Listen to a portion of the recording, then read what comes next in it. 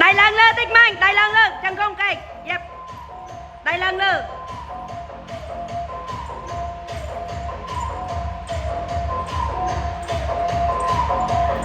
Hát bẹp nâng ọt miền sau nà là ố nó. Hát bẹp nâng đi ọt miền nà là ôn tích.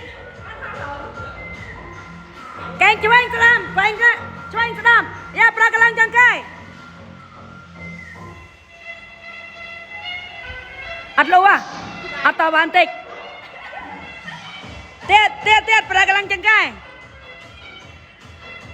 Lệnh hot à, mánh đích ta hot. Đọc nâng à mặt ruột. Đã xâm phiên chân bàn bàn. Nạp bắn ố mánh.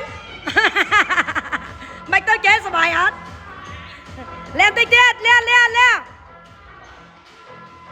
Lên, đặt tay pi. Học nha. Đại pi. Yeah. Prakalang ke bapa.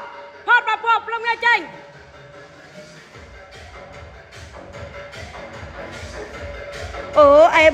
Em bằng kê.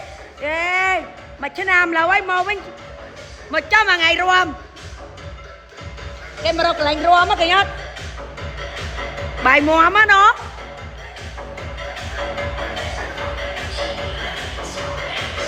Belum nha chanh chơi đọc nam chanh.